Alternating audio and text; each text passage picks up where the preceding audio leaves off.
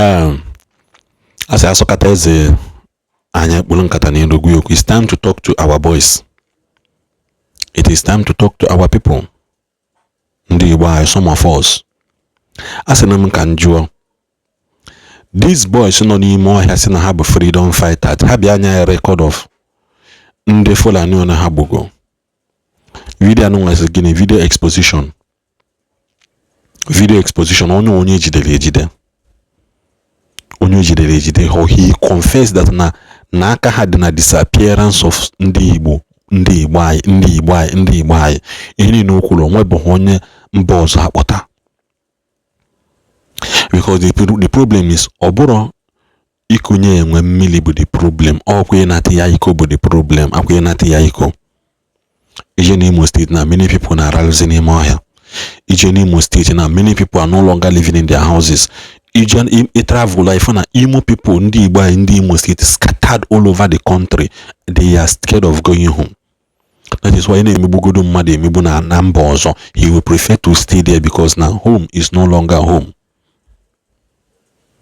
Obulihe mmadụ ji aka wee mewolo enwe mgbe ntili mkposina ihe niile nwere eme na ani Igbo anyị datana people has hijacked ndị ọjọọ has hijacked the idea of somebody to help his people. Ndị ọjọọ hijack ya kpụrụzie ndị mpụ na aghọta idea so a na-emezi ihe ọjọọ n'obodo a na-atụ ndị aka because na gịnị they are part and parcel of that idea. You know what I mean? Asking then somebody somewhere and some people somewhere hijacked somebody's idea to help his people. Use weze at the Guinea, kewe in a political form, kewe megine nebuzin Ndigbo. In my own idea, in my own mind, I'm coming. If you consider sit at home and let it put a stop to it. Because that sit at home and number one on Igbo economy. On Igbo economy, don't really protest about it. They don't care. They don't care. You are only damaging the image of your people.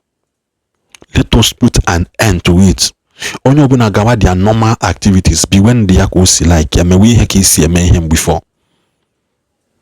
Now let me say it na kuno no for this video so that we may kunuma nam de kano ya patamba na toranya. Tata beginning 23rd of August 2025. I repeat, Mazen Nam the Kanaya Patambana Torania. Uniano Nechenoka court baby Kusi court Natabano. You will just wake up. You will wake up one day as a up of a cell. Same as Nam the Kananabazia.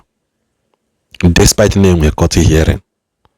But it will not hold because Nagini Oyana Chekabia court has been set free before the court date. Mark this way, don't wag. Mark here this date. That's when you in this video. 23rd of August 2025. Mazen Nam the Kanoya Pota. When we least expected it. Take it from me. Call the one. For the man and a book about today. Okay, okay, department no there. Na kitchen. And the go abonye na neje go tell and they go and they go to here JC Nesi and na gene na go nye kara nwe freedom epu yuru ebe ahụ ya ba biye ka nwe freedom ike ka o si ap ọ na-abụ ọbụ na ye JC ndokwu maka ndị dị adị ebe apart many bags of rice beans and groundnut and many things never made apart get oil ebe ko na je egote ndị aha before mbata n'ime ebe a ha pakichago ndị a kebi si gotere ihe ndị a ụnụ na-azụ ya azụ ọgụ a na-eji azụta ya. Okay, now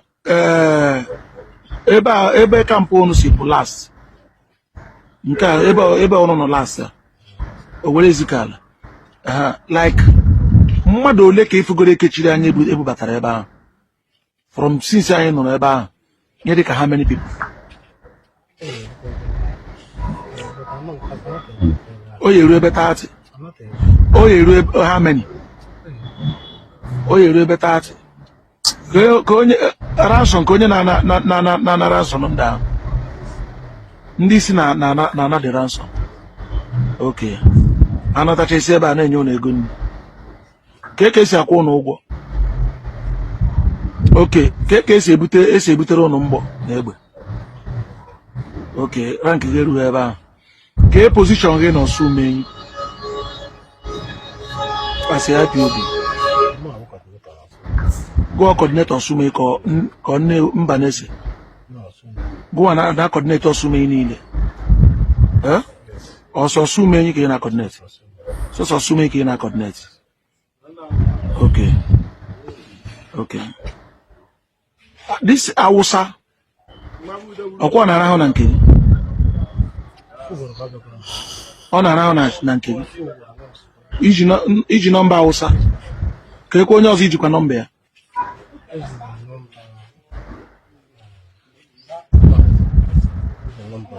Iji nọmba ose. Ka afa kọmanda ụnụ.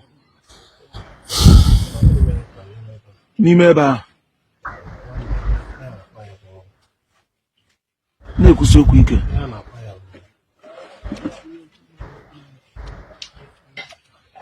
Onye ebe ka ọ ichetezi afọ ya.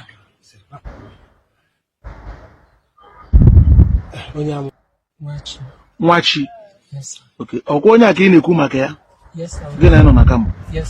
Okay. Okay. Ọ gaghị ike afa gị. Nna-Emeka onye? Akụbụ onye ebe?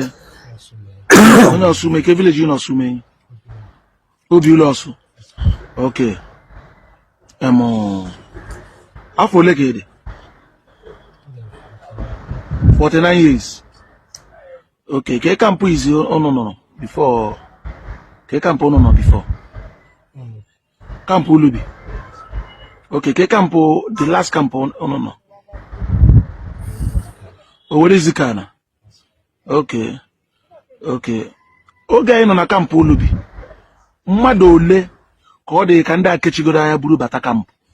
Like mmadụ ole total ihe niile nọ n'ebe ahụ?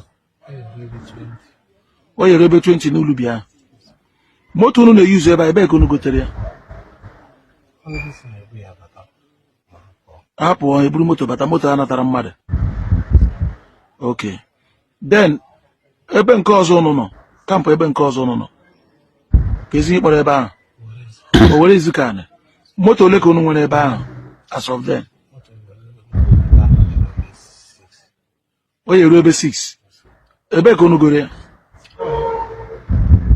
Moto ndị mmadụ ha bụ ya bata.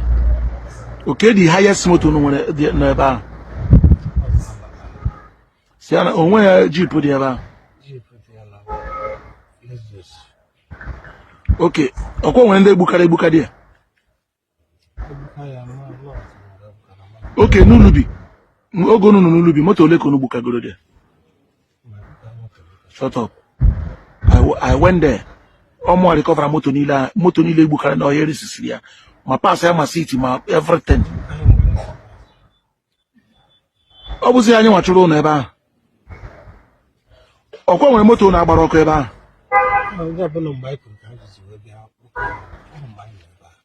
Ndị ọrụ ụnụ na-egbuka moto n'ebe ahụ. Egbukara Mercedes, egbukara Toyota Highlander. Moto egbukara ebe ahụ ka some things adịrọ range. Egbukara range some pass ndị anyị eji chọpụta onye nwe moto. We recover all here. Wetiri ndị anyị gbara ọkụ. Okay, before you pull up for the man and ebuka moto there. Okay, get department nọ na there. Na kitchen. And so go abonye na-eji egotere ha nni. And go na-eji egote ihe eji esi nni. So, with the faces of the Fulani men, yeah, that are hunting us in our land. These are the Fulani men. And this is the Fulani language, Kahana. So, there I go. It happened the Fulani.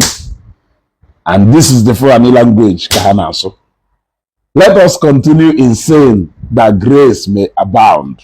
Let us continue deceiving ourselves. Oburi ka obumu Ivan Aguzi na Southeast. Oburu ka obum. Obunwannem owu ikwu nke owu ibem. Owipu ko wibewu, owenyi na ogo, owenyi na ogom, or if I nago. I repeat again, insecurity in the southeast now is more like a chess game. Etu aka isi wee nọlụ, anọlụ n'enu anyị, wee na-atụ data okwe. The moment we all stand up, the game will be over. The moment or the day we decide to stand up, the game will be over. That is the case of the insecurity in the southeast. But I decide there, let us be running away from facing the reality. Let us be running away from facing the reality, but the reality will be staring at us.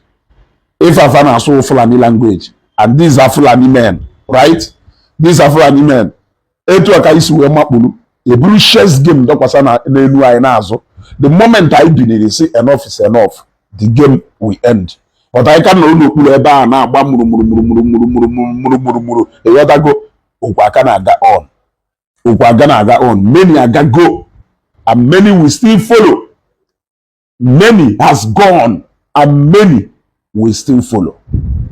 Think and be wise.